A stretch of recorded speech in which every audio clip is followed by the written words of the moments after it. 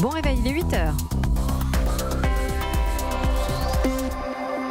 Et votre matinale info continue jusqu'à 9h avec Nikos Aliagas. Bonjour David Doucan. Bonjour Nikos, bonjour à tous. À la une de l'actualité ce matin. Combien de temps encore les villes de France vont-elles devoir se fortifier ? Combien de temps encore les commerçants vont-ils avoir à se barricader ? 15e samedi de mobilisation demain, les casseurs avec ou sans gilets jaunes seront de la partie. Sa voix antenne aux mémoires. Le djihadiste français Fabien Klein, cible d'une frappe aérienne en Syrie. On attend des tests ADN pour définitivement confirmer sa mort et celle de son frère, selon notre spécialiste Didier François. Le tapis rouge de la salle Playel, les robes de soirée, les smokings et Cadmerade sur scène pour animer tout cela. C'est ce soir la 44e cérémonie des Césars. À 8h12, Jean-Sébastien Soldaini, derrière le nouveau sponsor du PSG, un enjeu géopolitique. À 8h15, Nikos, Audrey Crespo-Mara reçoit Michel Barnier, le négociateur en chef de l'Union européenne sur le Brexit. Europe 1. Combien de temps tout cela va-t-il encore durer ? 15e samedi de mobilisation des Gilets jaunes demain. Les autorités redoutent à nouveau la violence. Cette fois, c'est Clermont-Ferrand qui fait l'objet d'un mot d'ordre sur Internet. La ville craint l'arrivée de centaines de casseurs et cette scène qui se répète chaque semaine. Les commerçants se barricadent. Reportage Jean-Luc Boujon. Nous sommes devant une banque du centre-ville à 2 pas de la place de Jaude. Pascal, menuisier, est en train d'installer des panneaux de bois devant les 12 fenêtres de l'agence. On barricade en fait pour empêcher que les gilets jaunes dégradent tout ce qui est vitrine, quoi. Là on a 12 fenêtres plus la porte d'entrée à faire et ensuite on a la banque populaire aussi là-bas en face à faire. Il faut au moins ça, je pense, oui. Et beaucoup de commerces sont en train de faire la même chose. Tous craignent non pas les gilets jaunes, revendicatifs mais calmes depuis le début du mouvement à Clermont, mais bien les casseurs. Plusieurs centaines sont annoncés ici demain, d'où des mesures drastiques décidées par le procureur Éric Maillot, notamment des contrôles à l'entrée de la ville. On essaye d'anticiper en ordonnant un certain nombre de contrôles routiers permettant l'ouverture des coffres, les contrôles d'identité, l'ouverture des bagages. C'est quoi qu'on cherche dans les coffres ? Couteaux, armes à feu, frondes, pioches, fourches, boulons, boules de pétanque, puisqu'on s'aperçoit qu'elles sont très souvent utilisées. Et depuis 3 jours, c'est aussi une bonne partie du mobilier urbain qui est démonté. Poubelles, grilles d'arbres ou rodateurs. Seront aussi déployés plusieurs centaines de policiers et de gendarmes. Une démonstration de force qui vise aussi à dissuader au maximum les casseurs de se rassembler en Auvergne. Clermont-Ferrand, Jean-Luc Boujon, Europe 1. Les frères Klein, cible d'un drone de la coalition en Syrie. Oui, selon notre spécialiste Didier François, il y a 99% de chances pour que les 2 djihadistes français soient morts. Les autorités françaises attendent une identification ADN pour l'officialiser. Fabien Klein, c'est lui qui avait dans une vidéo revendiqué les attentats de novembre 2015. Sur ce même enregistrement, on entendait son frère entonner un chant religieux. Peut-être qu'avec cette frappe, ces 2 voix ne hanteront plus nos mémoires. Écoutez Georges Saline, le père de Lola, assassiné au Bataclan, à la fois soulagé mais frustré qu'il n'ait pas été capturé pour être jugé. D'un certain point de vue, c'est une bonne chose que ces personnes soient mises hors d'état de nuire. Les coups portés à l'État islamique sur le plan militaire, c'est une excellente chose que l'État islamique soit en voie de disparition. Mais d'un autre côté, ça prive totalement de la possibilité de les interroger. C'est dommage pour la vérité historique. Fabien Klein et son frère, d'ailleurs, faisaient l'objet d'un mandat d'arrêt. Et je pense que pour une partie des victimes, en tout cas, c'est un regret, oui, parce qu'on souhaite qu'il y ait procès vis-à-vis de ces responsables. Moi, j'aurais préféré qu'ils soient capturés pour pouvoir les interroger et les juger. Georges Saline au micro européen de Jean-Gabriel Bourgeois. Un coup de massue pour les 280 salariés de l'usine Ascoval dans le Nord. Oui, parce qu'ils subissent un triste rebondissement. Le repreneur Altifort, dont le projet avait été validé au mois de décembre, a fini par admettre qu'il ne disposait pas des financements nécessaires. C'est donc un retour à la case départ avec 281 emplois menacés. Avec nous, le chef du service économie d'Europe 1, Emmanuel Dutheil. Alors, comment en est-on arrivé là, Emmanuel ? Eh bien, à Bercy, on le reconnaît, on avait des doutes sur Altifort, mais on n'avait aucun autre repreneur sous la main. Il fallait donc tout tenter. Pourtant, les services du ministre avaient été prévenus. Selon nos informations, une note qui mettait en garde sur la capacité de financement d'Altifort était remontée au plus haut niveau. On a voulu faire confiance, on était pris en tenaille, tout le monde nous disait que l'on voulait tuer Ascoval. On a voulu vraiment essayer d'y croire, dit-on aujourd'hui dans les couloirs de Bercy.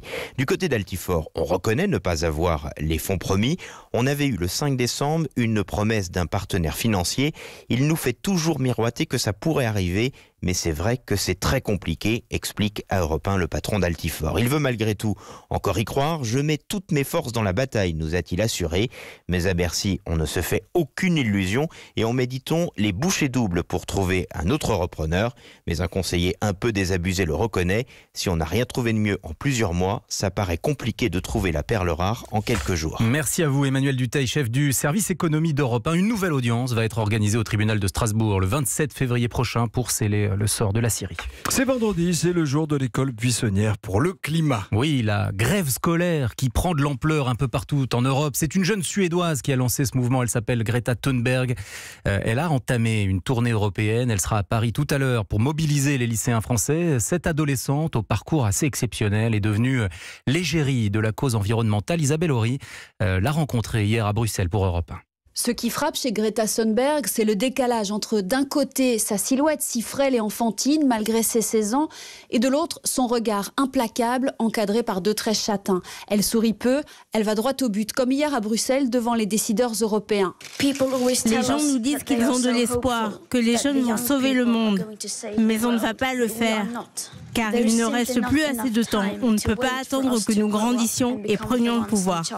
Elle est devenue un modèle au-delà des frontières. Adélaïde est l'une des jeunes meneuses du mouvement belge pour le climat. C'est comme avoir rencontré mon héroïne. Je pense que Greta, elle parle pas beaucoup, mais ce qu'elle dit, c'est très fort. Comme elle disait, elle aime pas crier. Il faut juste communiquer calmement et dire qu'on a peur. Greta a été diagnostiquée autiste Asperger à 11 ans. Elle s'est sortie d'une grave dépression en se jetant dans ce combat pour le climat. Elle veut des résultats, les promesses la laissent froide. Nous en sommes toujours à la case départ. Les choses n'avancent pas. Nous continuerons à essayer de pousser les gens à faire quelque chose. Pour sa mini-tournée européenne, la jeune Suédoise a pris le train depuis Stockholm. Elle ne prend pas l'avion. C'est mauvais pour la planète. Isabelle Horry pour Europe 1. La suite du journal avec David Doucan. On va partir au Venezuela où la tension monte entre Nicolas Maduro et son opposant Juan Guaido. Oui, l'affrontement se focalise sur l'arrivée de l'aide humanitaire américaine et le bras de fer prend une tournure insolite. Avec nous depuis Cúcuta, à la frontière côté colombien, Sébastien Krebs. 2 concerts géants se préparent, Sébastien. L'un pour demander l'entrée de l'aide, l'autre pour dénoncer une agression des États-Unis. C'est bien cela ? Oui, chacun d'un côté de ce pont très symbolique puisque c'est là que Nicolas Maduro a mis en travers des containers pour empêcher l'entrée de l'aide humanitaire. Voilà pour le décor. Côté colombien, on attend 250 000 personnes, 8 heures de musique, les plus grosses stars de la pop latino. Et en face, surenchère façon Maduro, le concert chaviste va durer 3 jours. Bras de fer assez surréaliste, mais c'est surtout un compte à rebours sous tension avant demain, la date choisie par l'opposition pour faire entrer cette aide humanitaire coûte que coûte. Des milliers de volontaires vont affluer sur 4 ponts frontaliers. Parmi eux, cette retraitée prête à défier les soldats. Si je meurs, je meurs. Mais il faut en finir. Ils ne pourront pas tuer tout le monde.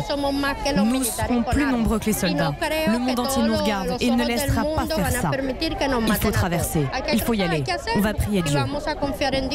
Et toute la question, c'est de savoir comment réagiront les militaires. L'opposition mise sur leur ralliement. Ils souffrent tout autant de la crise, me disait un député. Le président Juan Guaido, qui a pris la route lui aussi, les appelle dans un tweet à le rejoindre. Merci à vous, Sébastien Krebs, en ligne de Cúcuta en Colombie, à la frontière avec le Venezuela pour Europe 1. Cinéma avec la 44e cérémonie des Césars, c'est ce soir. Oui, et c'est Cadmerade, en maître de cérémonie, qui va affronter le public le plus dur de France. Le grand favori de cette édition, c'est Gilles Lellouche. Son film Le Grand Bain est nommé 10 fois. Il concourt aussi dans la catégorie meilleur acteur pour Pupille, film Europe 1. 2018 aura été l'année de Gilles Lellouche. Mathieu Charrier. Être nommé à la fois dans la catégorie meilleur réalisateur pour un film et dans celle de meilleur acteur pour un autre film, ce n'était jamais arrivé dans l'histoire des Césars. Mais c'est dire à quel point Gilles Lellouche a dominé cette année cinéma. Lui qui, il y a quelques mois encore, avait une image un peu beauf, enchaînant les comédies moyennes. Sa seule réalisation jusqu'alors, c'était Les Infidèles, comédie potache sur l'infidélité masculine. Il était donc très attendu lorsqu'il a insisté pour présenter Le Grand Bain hors compétition dans le grand auditorium Lumière du Festival de Cannes. La suite, une standing ovation, plus de 4 millions d'entrées et un rôle bourré de sensibilité dans Pupille de Jeannery, où Gilles Lelouch joue un père de famille d'accueil. Tout s'est enchaîné très vite pour l'acteur-réalisateur. J'ai pas vraiment eu le temps de réaliser. Maintenant que je suis un peu en jachère, je réalise et ça fait du bien, ouais. Ouais, je suis très très heureux, je suis un peu stressé. Je vous avoue que j'y pense un peu tous les jours à cette histoire de César. Je me dis, oh là là, le pire n'étant pas de l'avoir, le pire étant d'avoir un discours. C'est-à-dire que les autres années vont me sembler bien fades. Voilà. Justement, côté projet, on retrouvera Gilles Lelouch dans la suite des Petits Mouchoirs de Guillaume Canet. Nous finirons ensemble, attendu en salle le 1er mai. L'acteur va également jouer aux côtés de Juliette Binoche dans un film titré Élysée, dont le scénario est écrit par les journalistes d'investigation Gérard Davé et Fabrice Lam. Mathieu Charrier du service culture d'Europe 1. Et maintenant l'exploit des Rennais en 16e de finale de la Ligue Europa de football. Ils sont allés battre hier soir le Betis Séville 3-1. Rennes est donc qualifié pour les 8e. Cela me fait penser à une chanson, mon cher Nikos. Laquelle ? Ils ont des chapeaux ronds, vive la Bretagne. Ils ont des chapeaux ronds, vive les Bretons.